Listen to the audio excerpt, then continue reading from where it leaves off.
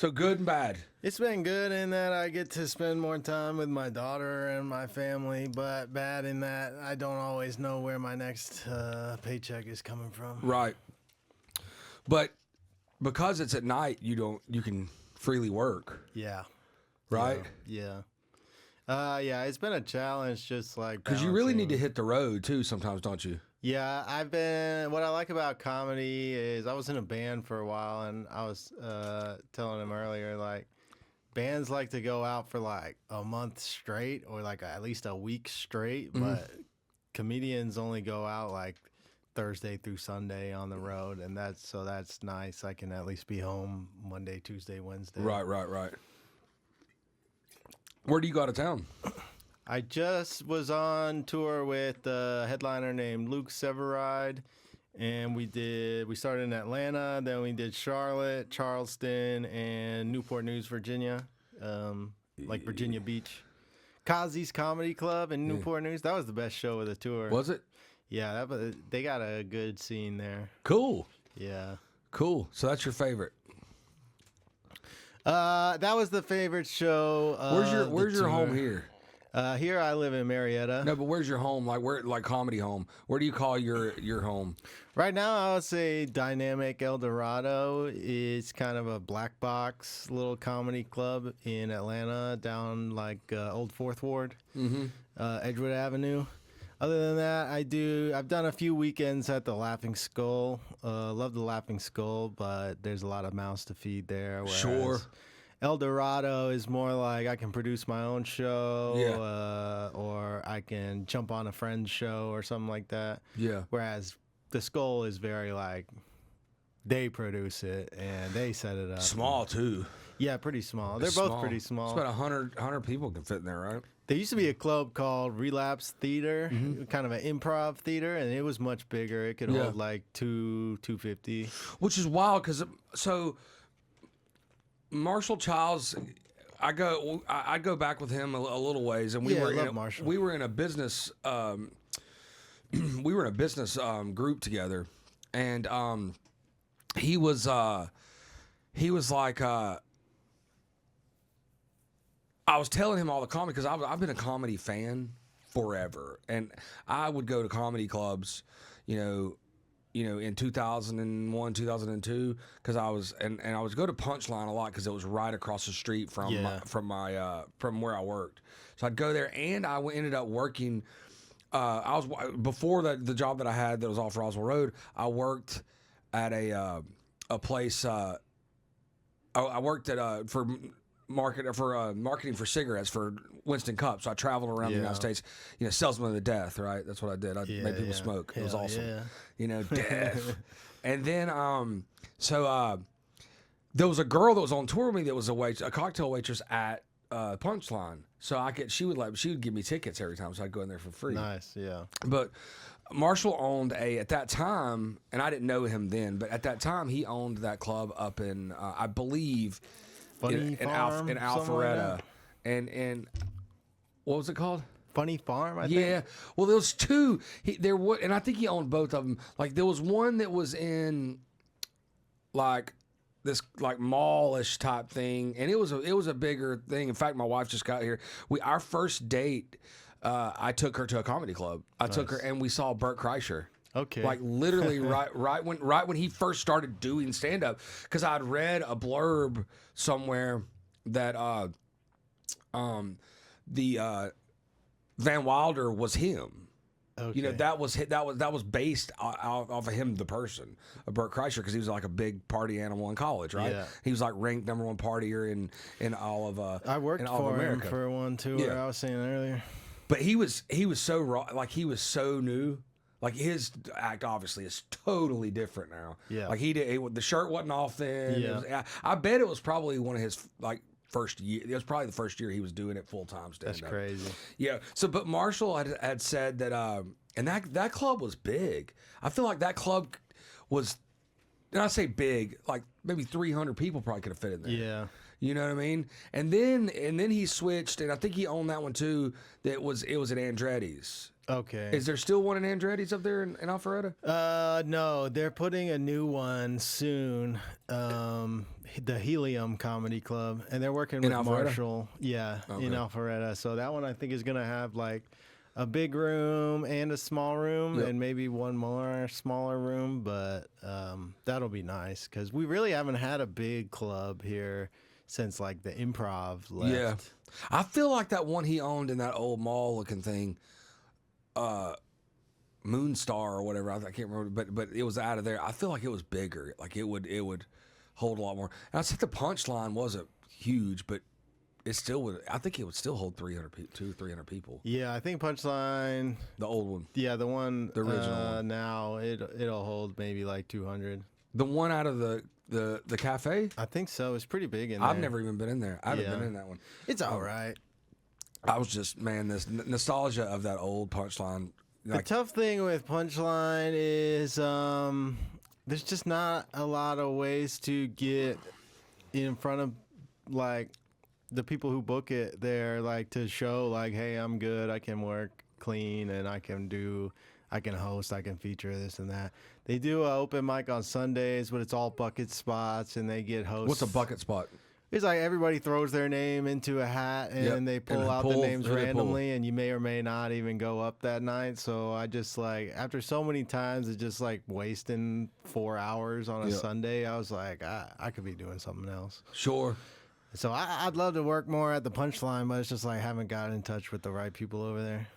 So how do you do that? You just keep going until you get up on stage and then they like you? Yeah, keep going up on stage, doing well, showing confidence, all that, other people vouching for you and whatnot. But it's just like, at one point I just swore off bucket spots because I'm like, I'm a grown man, I have a family, I don't have time to waste 4 hours on any given night. Like, I just can't do it. Think more power to the kids. I can't remember who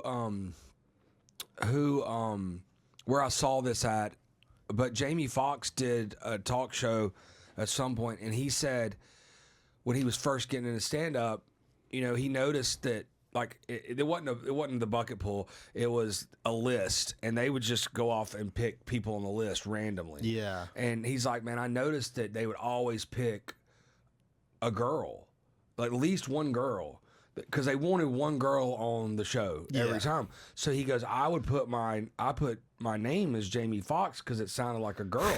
So he'd start getting picked. Yeah. And they're like, when he got picked, they didn't want to tell him, hey, you can't do it now. There you go. So that was his idea is a girl's name. That's smart, honestly, because they still do that a lot. Do they? Yeah. So he changed his name to Jamie Foxx for that reason. Yeah, my favorite open mic, one of the only open mics I like to do is at McCracken's in Marietta. Mm-hmm. And for a while, it was just like the sausage fest. Like 25 dudes would sign up and no ladies would. So he started letting ladies like pick their spot on the list, and now a decent amount shows up. When you go to McCracken's, is it like, does everybody know they're at a show, or is there like a crazy talk in the background and all that? About half and half. Yeah. It's been going on every Monday for long enough that the regulars have kind of figured it out. Like the ones who want to be there are there, and they like it. But it's still just a bar on the square, so you get a lot of foot traffic, and people just show up and they're like, "Oh, what is this? What's going on?" Yeah. And they'll just try to talk. Have you lived in Atlanta your whole life? Yeah. Have you? So look, I got this thing the other day from my buddy sent me some screenshots, and he was on this. I'll have him pull up in a second, but I like to read it off first. He had said, he said, man, check this post out, because it was a private post between him and a bunch of friends. They're in the cycling industry, you know what I mean? Yeah, Not like Lance Armstrong cycling, not like motorcycle, you know. And so this dude sent this post, and it said, I don't want to read it for you because it's fucking ridiculous, but it's awesome. See, people say it takes a lot of confidence to do stand-up. I say putting on that spandex outfit and getting out there on the road. There you go. That takes confidence, man. Yeah. So this guy posted this, and he said, The media tried to overlook this Olympic team USA player throwing up a gang sign on the podium. A really bad look is what this guy said. So pull up the picture and show him the gang sign, 'cause since you've been living in Atlanta your whole life. Okay, yeah. Peace up, A-Town down. Yeah, that's right. So that's Anthony Edwards, right? He's from Atlanta, went to University of Georgia, played there for 1 year, and then got drafted #1. He was on the USA team. Yeah. I don't know if you're a basketball fan. So he's throwing hey, I'm proud of Atlanta, that kind of thing. So this dude like goes deep. Like he's like, my buddy sends him back because this guy's from LA. My buddy sends him this back and says, "That's an A for Atlanta. I grew up in Metro Atlanta. We all do it. It's where we're proud. It's where we're from, and we're proud of it." This guy like goes, I've found like evidence that it's a gang sign. And he says, well, he's like, I notice all you critics jumping on the bandwagon with snarky and smug comments aren't going to show any support of evidence that's going to be a gang sign. I will. And the picture is it's like a t-shirt company saying Atlanta gang sign men's t-shirt. Yeah. So, but he goes in deep, and other people are like, "Nah, I'm gonna have to go with Josh. I think this is this." And he's like, "No, I live in LA. It's a gang sign." Wow. Yeah. There's gangs in Atlanta, but like they pretty much keep to their own thing. You know, But you that's don't not see a gang sign. Yeah, no, not at all. But it's not like LA where there's gangs all over and they're all repping their set and everything. Well, you know that the gangs have gone down a lot in LA because the cartels killed them. Yeah. Yeah. Like they've taken them out. Sounds about right. Yeah. So the gangs have actually gotten smaller and everywhere because if it's a big place to sell dope, the cartel has gone.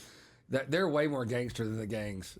Yeah, cartel no, is. They'll chop your fucking dick off. I don't think that's a gang sign at all. No. Because I'm from Atlanta. Like, No, it's not a gang sign.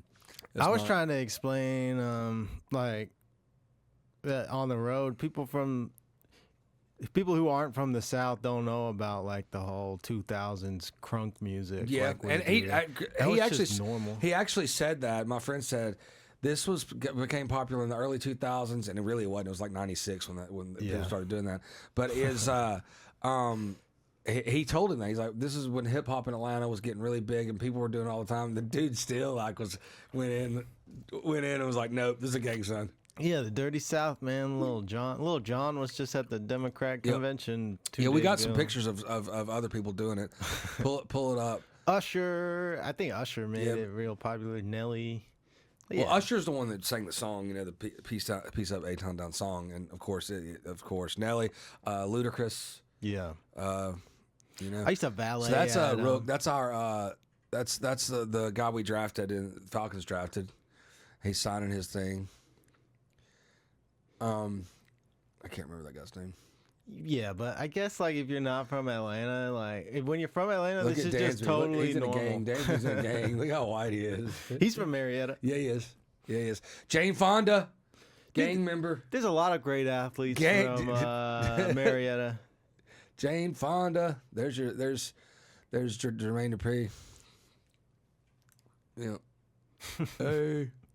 I never seen it with the little wiener like that though. I didn't know that was part of it. Yep. Yeah, there's Usher right there. Yep.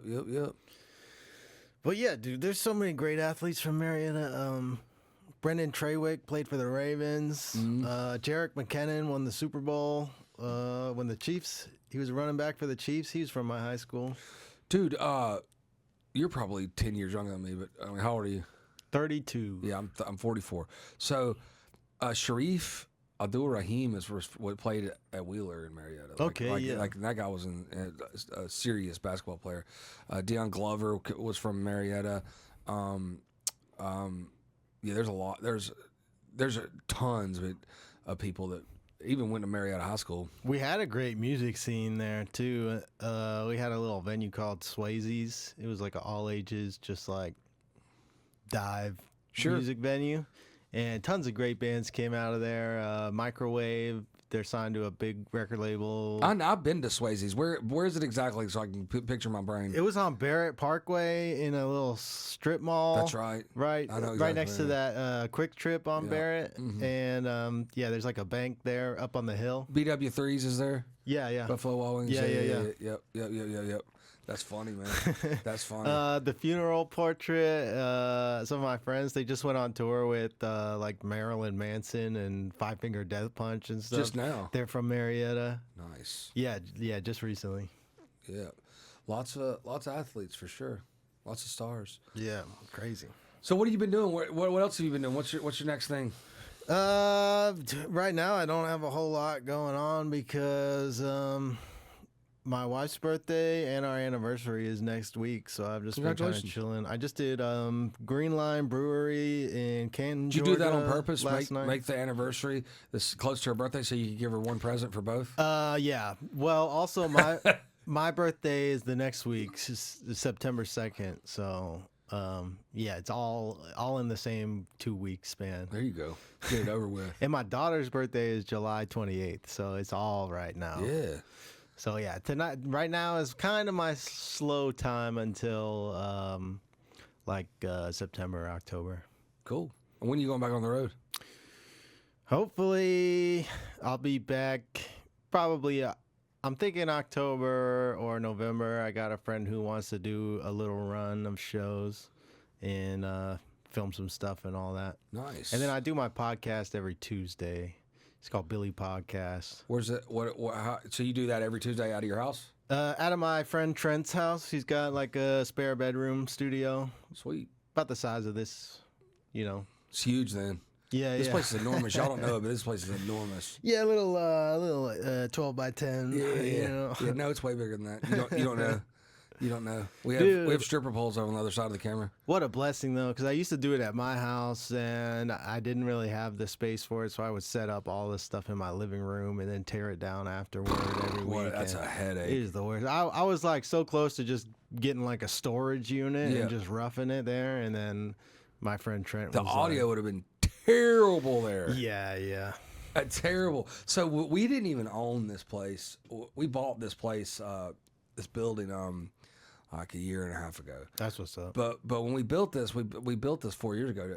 Yeah. COVID, and man, Chris, my partner, come here, was like, dude, do you think we should ask before we do all this? I was like, nah. I was tearing holes in the fucking wall. Yeah. And I didn't own it. There was somebody else owned it. Because they definitely would have been like, no, you can't do that. Oh yeah, I put up a bunch of acoustic treatment in one of the houses we were renting. My wife was so mad at me, dude. I didn't ask. I did it at like midnight while she was already asleep. Well, but my partner is a little OCD, so me and Bailey would do a lot of the work on the weekends and at night. So when he's gone, So when he came in, he would see it. But I always painted. I always made it look good. So like that right there with the speaker with the box in the wall right there. Yeah. It would look like that when he walked in. So it wouldn't be noticeable. It wouldn't be like live construction. So, but yeah, man, we've done a number to this room for sure. Yeah, that's the dream though. Owning the building, you can kind of come and go when you want. And nobody's like, hey, why did you show up at 1 a.m? It's like, because for me, I'm interviewing a lot of comedians, and the guys who are on the road are kind of like the biggest gets. Sure. So I'll see them at a show and be like, hey, you want to do my podcast? And then I got to coordinate with Trent. Luckily, he's just a single guy, lives alone. And where's he live? Like downtown Marietta, like close to you. Yeah, like man, less if you than ever a need mile the studio, from the tell me. square. Yeah. Yeah, if you ever need it, we can make it a little different. Yeah, I've got some friends in like the old 4th Ward area that help me out a little. There's a spot down there called Encyclomedia, and he's got his own little like editing bay in there, and then they have a sound stage that everybody uses. And well, if we can ever move MP Group out of here into somewhere else, and we grow this, I can blow a hole in the wall. I can do whatever I want to. We can build 2 studios. We can build a bunch of stuff in here now if we can get MP Group. My main company somewhere else. Yeah. And I'd like to buy just another building here. Dude, have you ever been to that spot on Cobb Parkway? It's like south of here. It's called Hit Network. Oh, you're talking about the one that does all the Bitcoin stuff. Yeah. So I know that owner through another guy, and I don't know him. I never met him. We were supposed to have a meeting, but That guy's supposed to have a lot of following on.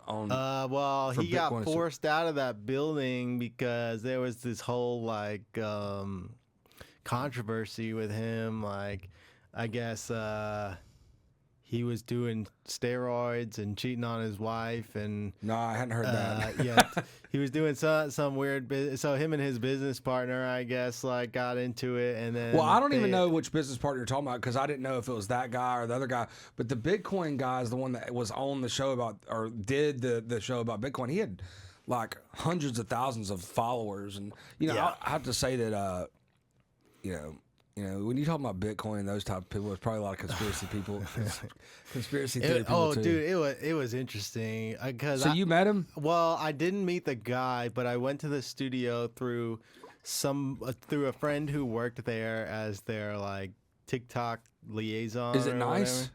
It's really nice Because it man. looks nice on the outside. Well, the dude who built it, like, he built everything up. Like, there's a gym inside of there. Nice. He had a Lambo that he would like pull into the building and park in there. So it's like 2 stories.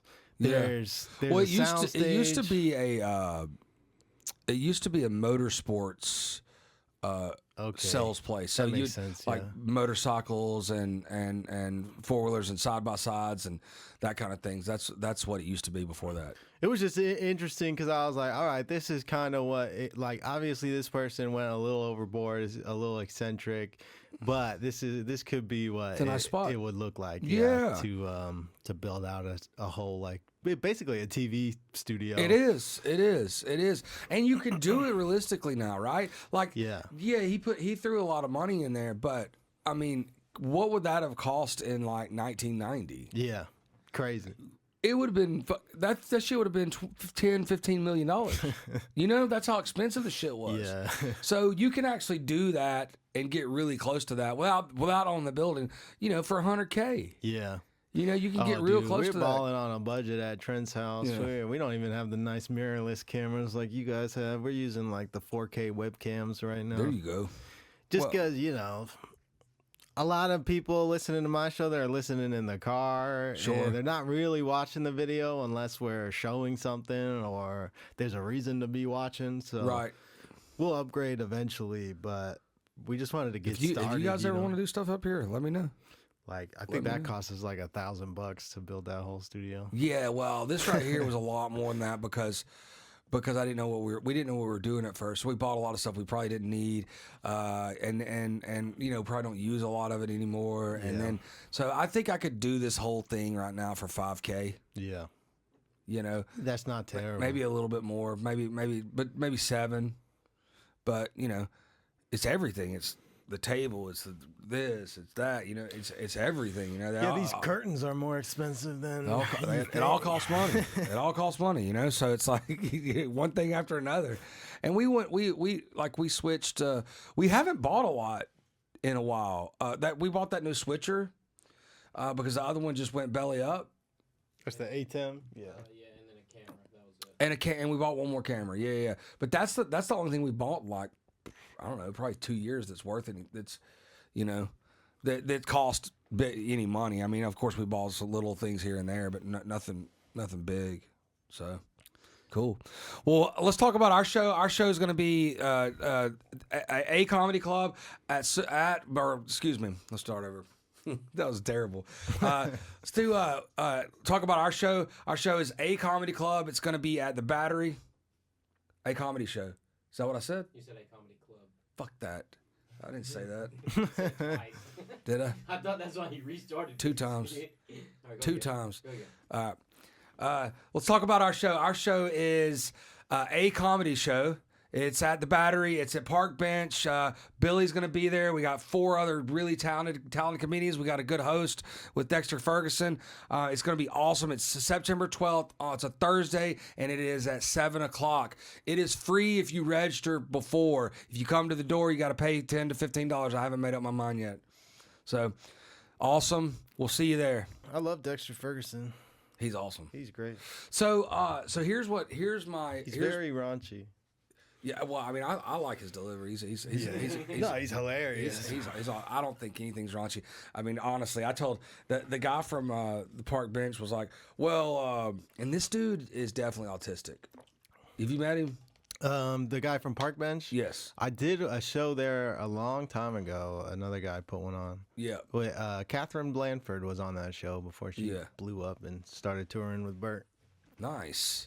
So, he's a little autistic. He was like, he called me. He was like, listen, he goes, look, Jay, I don't. We need to talk about the comedians you're going to bring because we don't want anything to look bad on us. And I said, well, John, I said, man, I don't know what to say to that because everybody has different tastes. I was like, I don't know. I said, I can tell you what I do, what I say, and it's very simple. It's like, if you're white, you can't say the N-word. Yeah. And then that's it. Yeah. Like, I think that for me, it is fucking everything. Yeah. Except that. That's it. I took most of the curse words out of my act. I still get a little loosey-goosey sometimes. Well, he doesn't care about that because he sent me the last people that went to the last one. He thought they were fine. I'm like, they're regular comedians, you know. So, but he said something to me. He goes, well, I don't want what went on at the opening ceremony of the Olympics. And I was like, what? Sexual, weird, like, yeah. I guess, but that's funny as fuck to me. Yeah, I mean, some people like sexual comedy. I cleaned up my act quite a bit because, like, I realized, especially at, like, the lower level when I was doing a lot of open mics and stuff, that, like you were saying earlier, a lot of these people at the bar didn't even know this was going to be happening, and now you're assaulting them with, like, talking about eating ass and sucking dick and everything. And then, so I was like, okay, well, if I'm turning people off with my material, I don't want that. I want people to like it. So I cleaned it up quite a bit. I started doing a lot better, and I was just like, okay, I'm alienating part of my audience when I talk about eating ass and sucking dick. So would you consider yourself your new act clean? It can be. I get a little edgy at times. I'll talk about, but I also feel like when you clean it up quite a bit, you can get away with saying more fucked up stuff. Sure, that makes sense. That tracks. Like, oh, he's not cussing. That tracks. He's talking about suicide and politics, but he's not cussing, so I'm not offended or whatever. I don't know. Drunk people just like to get offended real quick. So if you trick them into not being offended, there you go. He's got the magic bullet. Yeah. Let's pamper their ass for a minute and then do it. So my idea to follow this show is, what I'm going to do is we're going to get somewhere between 7 and 10 comedians, and it's going to be seasoned comedians. People have been doing it 2, 3, 4, 5, 6 years, whatever. I would say, somebody's got a really good hour, probably. Yeah. But what we're going to do is, and we're going to do this all in studio or another studio, maybe with some more room. But everybody needs to pick a comedian. All the comedians that are on this, let's say there's 10 of them. Pick a comedian that's been doing it less than 6 months. Okay. And you have to teach them and get their 5 minutes super tight. So it's a game show. It's called The Apprentice. Comedy's Apprentice, whatever. Yeah. For better lack of a better word, I haven't named it yet. That's what it is. So then we do it, and we do it on camera, and then we pick the best 5. Okay? Now, when that happens, the comedians get to draft the other comedians that already are out, so then now they can help them write with their one apprentice. Okay. And on and on and on until we get a winner. Okay, yeah. And I think that's repeatable forever. Yeah. Because there's always going to be comedians that are within 6 months. Yeah. It just it could be hard booking these guys because comedians are so flaky and we got to get the ones that aren't. Yeah, true. We got to get the ones that aren't. Well, if I have to pay them, I'll pay them. Money always makes people come places. In my opinion, there's more that are than aren't. But more flaky? Yeah. Oh, yeah, probably. Especially the good ones. It's weird how the good ones are more flaky than the terrible ones. I guess because... Explain flakiness. Just they'll say they're going to be there, and then they won't show up. I have a couple people I don't want to name, but they're very funny, but you book them on a show, and they... Like a podcast. Say, yeah, not even a podcast, like a stand-up show. They'll say... Oh, they'll blank on a stand-up show? For money. Like, you could be paying them $50, and they'll just, like, not show up. And then you'll see somebody else who's a mutual friend and be like, "Hey, have you heard anything from so and so? He totally bailed on my show." He'll be like, "Oh yeah, I saw him that night. He said I'm not going to that shit." Like, Oh my god! and it's always the good ones too. That's the weird part. But why don't you just tell people no? That's a better that's a better way to do Or it. just cancel. As long as you cancel like 24 hours before, it Yeah. is no harm, no foul. Like, Just don't no show, no call, no show. yeah, just not show up. Your name's on the flyer, Sucks. pictures on the flyer. Yeah. Like, That's terrible. That's and then they terrible. still get booked somehow because they're funny. Yeah. And people want to, and people see them, and then they want them on their show. But that's one of my biggest like issues with comedy is And like, if I ran a comedy club and somebody did that to me twice, it's over.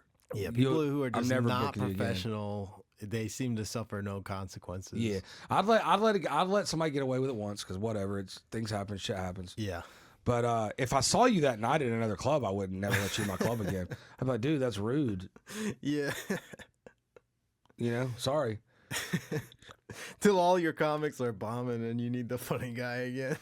I'll pay for somebody else. Yeah, for It's sure. look, it's with money, things can get easier. Yeah. So if I have the money, making it in another business, then I could say fuck off to everybody because there'll be enough people that I could pay that will come to the student and will do it. And then you'll get your regulars that you know, like and trust that's in your family. That and I say business family and comedy family or whatever, and go, hey, these are my people. These are the people that I can trust and be around. But That's how I that is feel. not any different than my other business. I had to find my people. I had Yeah. to find the people that would show up, that we have each other's backs, that we can talk to each other in a certain way, that we're not going to, flip out or whatever. Yeah. They can talk to me in a way, knowing I'm their boss, that I'm not going to go, you're fucking fired. I can go, yeah, okay. But there's no difference in that in a comedy club. You find the people that you like and that you want to be around, and it's fun to be around. Yeah.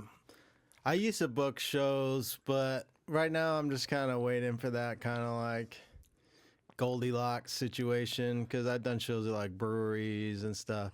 And I miss old Swayze's because I used to book shows there, and the owner there, he just did not care what I did. He liked to watch people fail, so he would let you try anything. And like That's a terrible attitude. yeah, I like to see people fail. Yeah, he's very cynical. So if you were like, "Oh, I'm gonna put this show together, it's gonna be great," he'd be like, "All right, sounds good," and then he would just watch as it all fell apart because What if it did good though? win-win situation. Oh, okay. Okay. If it does good, then everybody's happy. If it does bad, then he's laughing in the corner like, "Ha ha, what an Jeez. idiot." Terrible.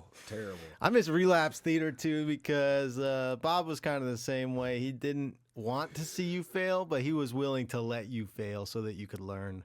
And Oh, yeah, you need that. Get better. Yeah. That's not kind of the same way. That's way different. A lot of these bars and breweries, they don't want to take a risk. They want to know that the show is gonna sell out and sell tickets and make money for Sure. them at the bar, and that's all they care about is making. That's the their money. job. Whereas, like the owner of Swayze's, he cared about art. He wanted to see real art, and that's why he loved to watch people who thought they were artists learn that they weren't. Not yet. Yeah, Not learn yet. that they still had a ways to go. Yeah. And then he also loved to cultivate great artists, and that's why so many great bands came out of Marietta is because cool. it's like iron sharpens iron. Like It absolutely does. I tell everybody that even all these other comedians that I invited, I was like, man, dude, I want to get into this more. I was like, but we need a team. We need to be able to trust each other and show up. And man, Atlanta deserves a good tight knit group of comedians Yeah. that throw good videos up and do good skits and Yeah. does things like that. Like that, we deserve that. And I think that we can make it happen. We just got to get the right crew together. Yeah, I was telling him it's tough right now because like it's very much an individual sport at the moment, and if you're doing stand up, you like not only are you now a booker, promoter,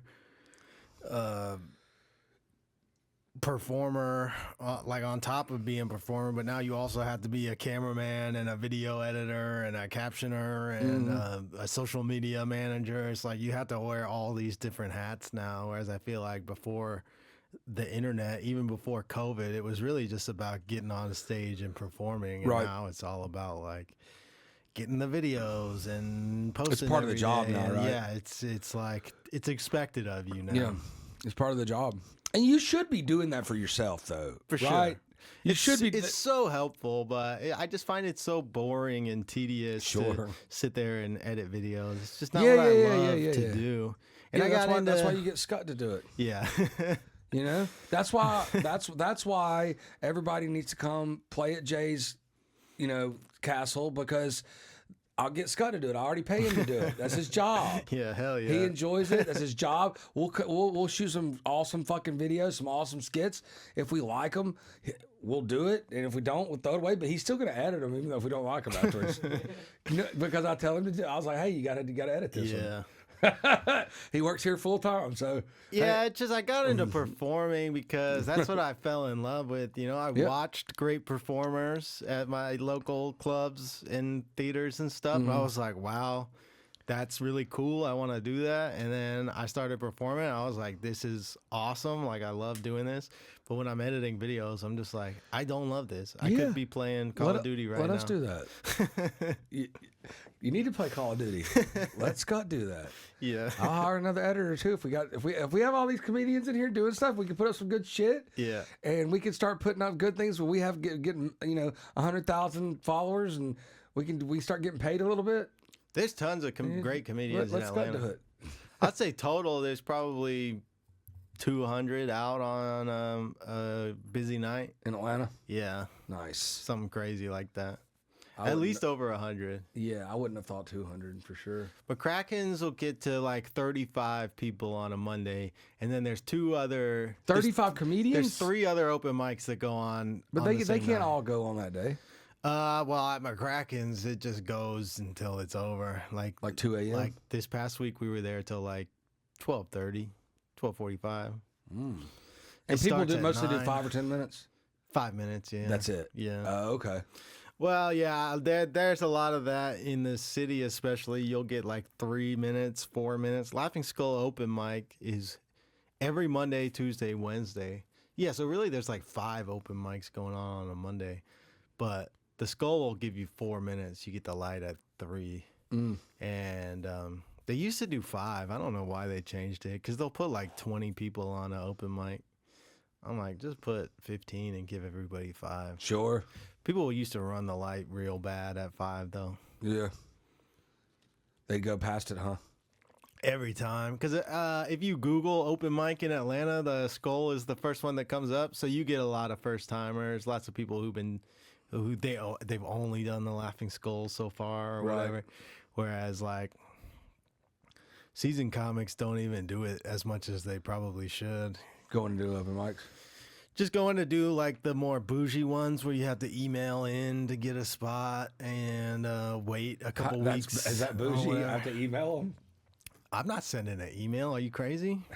Why? Because there's 4 other open mics I could be at where I just show up, say, "What's up, bro?" to the host, and he puts me on. I'm not sending an email, a fucking email, Billy. Hell no, I'm not sending an email. You think I'm gonna edit videos? You think I'm gonna send an email? An email takes 30 fucking seconds. On your phone, you don't even have to be there anymore. I'm not sending. You don't have to go to shit. computer. And then they give me a Scott, date. are you hearing this shit? This motherfucker won't send an email. I think that's bougie.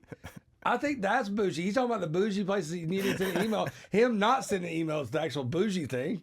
Fucking hey. Get out of here with that. I'm not Get out of here with that send shit. an email. What am I sit down at my computer? No, on your phone. Done. 30 seconds. Out. Done. Hey, look, Scott will do that for you too. He'll send you an email. I was joking about that No, with a but headliner. if we start sending emails for you, we get 10%. I was joking about that with a headliner. I was like, dude, I need an assistant, like somebody who can do all this stuff. And the headliner was like, dude, you just need to do this Yes. stuff. Like, you need to find the motivation to do this stuff. I was like, They call it eat the frog, Billy. yeah. Eat the frog. I like to write. I like to perform. I like to edit my material. I don't like Do to, you like doing your podcast? I though, don't right? like business.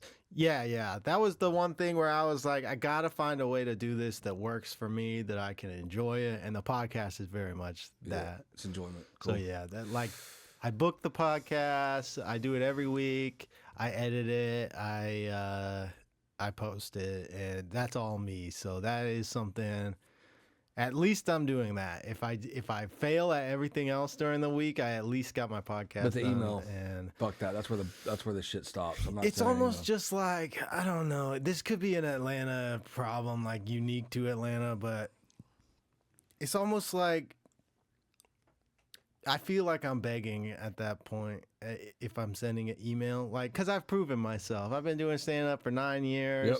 I've been passed at the school for the weekend shows, and so if I wanted to, I could pull up and get on the wait list at any of their open mics. As long as the host likes me, he'll usually put me on or whatever. But And you have an hour? Do you do an hour? I would say I'd rather do like 40 minutes Okay. than an hour, just because I mostly do material. I don't riff a lot or do crowd work or anything like that. I feel like material gets kind of boring at an Sure. hour. So my ideal spot would be like 30 minutes probably. Cool. Well, that's it for today, man. Soup sandwich. Thanks, Billy. I appreciate it. Y'all come out to see us. Thank you.